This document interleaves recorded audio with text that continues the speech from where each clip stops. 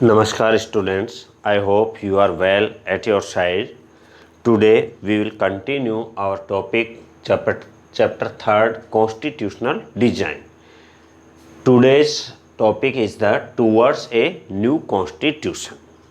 We read in this chapter about the apartheid system in the South Africa, the fought against the apartheid system by the Nelson Mandela and the independency of South Africa as the 26 April 1994. तो towards a new constitution, जैसे ही वहाँ south Africa एक नया democratic country बना, वहाँ पर democracy आने के बाद कॉन्स्टिट्यूशन डिज़ाइन किया गया। तो वो कॉन्स्टिट्यूशन डिज़ाइन जो एक नया कॉन्स्टिट्यूशन बना वो किस तरह का बना, how did this come about, and let's hear Mandela the first president of this new South Africa on this extraordinary transition. Historical enemies succeeded in negotiating a peaceful transition from apartheid to democracy exactly because we were prepared to accept the inherent capacity for goodness in the other. तो जैसे ही Nelson Mandela वहाँ के first president बने, उन्होंने एक speech दी और उस speech में उन्होंने कहा कि historical enemies succeeded in negotiating A peaceful transition, कि जो हिस्टोरिकल एनिमीज थे, जो हमारे ऐतिहासिक दुश्मन थे, वो अब हार गए हैं और हम एक पीसफुल ट्रांजिशन, एक शांतिपूर्ण हमने बदलाव कर लिया है फ्रॉम अपार्थीड टू डेमोक्रेसी, और अब हम अपार्थीड सिस्टम से डेमोक्रेसी की तरफ आ गए हैं। Exactly because we have prepare to accept the inherent capacity for goodness in the other, और हमने ये कैपेसिटी देखी है, इनहेरेंट कैपेसिटी टू अदर्स, दूसरों में। My wish is that south Africans never give up on the believe in goodness, और मेरा ये मानना है कि मैं ये इच्छा रखता हूँ कि प्रत्येक साउथ अफ्रीकन है जो अपनी गुडनेस है, उस गुडनेस को नेवर गिव अप, कभी नहीं छोड़े, जो अच्छाई है उसमें उसको कभी नहीं छोड़े। That they cherish that faith in human being is the cornerstone of our democracy, कि जो हमारी गुडनेस है वो ही हमारी डेमोक्रेसी की जान है और ह्यूमन बीइंग में हमारा जो फेथ है वो बना रहे।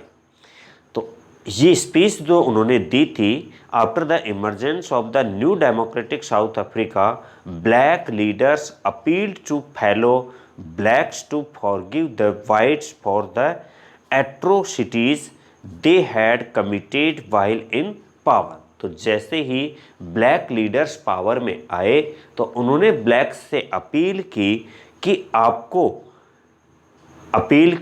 To fellow blacks to forgive the white, कि आप वाइट लोगों को उस चीज़ के लिए भुला दें जिस चीज़ के लिए atrocity they had commenced while in the government, अर्थात जो एट्रोसिटी, जो अत्याचार उन्होंने गवर्नमेंट में रहते हुए किया, मतलब जब वाइट पीपल्स की गवर्नमेंट थी और उन्होंने ब्लैक्स के साथ जैसा डिस्क्रिमिनेशन किया, उस डिस्क्रिमिनेशन को ब्लैक पीपल को अब नहीं दोहराना है, उसको वहीं पर भूल जाना है, फॉरगिव, भूल जाना है। They said let's build a new south Africa based on equality of all races and man and women, बिना किसी जेंडर डिस्क्रिमिनेशन के, बिना किसी रेशियल डिस्क्रिमिनेशन के अब हमें एक न्यू साउथ अफ्रीका बनाना है। On democratic values, social justice and human rights, the party that ruled through operation and brutal killings and the party that lead the freedom struggle sat together to draw up a common constitution, कि उस party ने जो उस समय blacks के साथ गलत किया था, और आज जब ब्लैक्स पावर में आ गई तो उन सबको अपना स्ट्रगल भुला करके, जो फ्रीडम मिली है उसको भुला करके, और सबको एक common constitution banana. After 2 years of discussion and debate, they came out with one of the finest constitution the world has ever had। 2 साल का समय लगा, लेकिन वर्ल्ड का सबसे बढ़िया कॉन्स्टिट्यूशन बन करके तैयार हुआ। This constitution gave to its citizens the most extensive rights. इस कॉन्स्टिट्यूशन ने क्या दिए?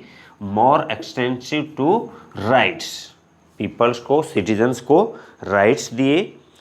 And available in any country, together they decided that in search of a solution of the problem, solution to the problems, nobody should be excluded, no one should be treated as a demon।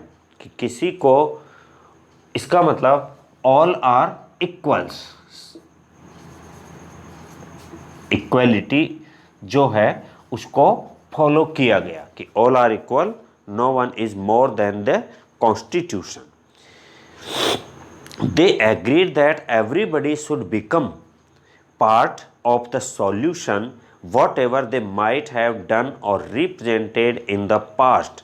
The preamble to the South African Constitution is given on the page number 50 in our books। Sum up this spirits like the other constitutions। African constitution में भी एक preamble है जो पूरे constitution के एक शाउल है, पूरे कॉन्स्टिट्यूशन का एक रिफ्लेक्शन है। जो चीज़ भी उसका एक शॉर्ट इंट्रोडक्शन, समरी जो है वो है। The south African constitution inspires Democrats all over the world, A state denounced by the entire world till the recently as the most under democratic one is now seen as a model of democracy। कि जहाँ कुछ साल पहले एक undemocratic country था, आज वो world के लिए एक मॉडल ऑफ द डेमोक्रेसी बनकर के उभर के सामने आया है। What made this change possible was the determination of the people of South Africa to work together to transform bitter experiences into the binding glue of a rainbow nation। कि जो उसके bitter experiences थे, एक discrimination हो रहा था, वहाँ से अब वो एक डेमोक्रेसी में आ रहे हैं, और वो भी एक rainbow nation means different type की वहाँ वैराइटीज़ हैं और वेरिएशंस हैं पीपल्स में, फिर भी वो एक साथ मिलकर के काम कर रहे हैं। Glue of a rainbow nation। Speaking on the South African Constitution, Mandela said, Mandela ने कहा, the Constitution of South Africa speaks of both the past and the future। On the one hand, it is a solemn pact in which we as South Africans declare to one another that we shall never permit a repetition of our racist, brutal and repressive past। उन्होंने अपनी speech में कहा कि हम एक ऐसे country को बनाने जा रहे हैं जिसमें अगर हम पास्ट को देखें तो पास्ट और फ्यूचर को दोनों को मिक्स करेंगे तो कभी पीसफुली नहीं रह पाएंगे। सो हमें जो पास्ट की रेसिस्ट, ब्रूटाल्स और रिप्रेसिव था उसको हमें कभी भी रिपीट करने की परमिशन नहीं है, मतलब उन सब चीज़ों को हम गिव अप कर देंगे। इट इज़ ऑल्सो एक charter for the transformation of our country into one which is truly shared by all its people, a country which in the fullest sense belongs to all of us, black and white, woman and man. तो इनसे मिलकर के जो ये country बना है, हमें equality के रूल को फॉलो करना है, और जो पास्ट हमारा था जहाँ पर ब्रूटल किलिंग्स हुई, रेशियल डिस्क्रिमिनेशन हुआ, जेंडर डिस्क्रिमिनेशन हुआ, अब हम उसको रिपीट नहीं करेंगे और किसी को परमिशन भी नहीं होगी। So this is the topic of towards a new constitution कि वहाँ भी 2 साल का टाइम लगा और सभी चीज़ों पे डिस्कस और डिबेट करने के बाद एक कॉन्स्टिट्यूशन बना जो वर्ल्ड के लिए एक मॉडल कॉन्स्टिट्यूशन था कि कुछ साल पहले जहाँ पर डेमोक्रेसी जो थी वह नाम मात्र की नहीं थी और अब 1994 से वहाँ डेमोक्रेसी बनकर के एक model of democracy, role model of democracy for the world बनकर के प्रूफ हुआ।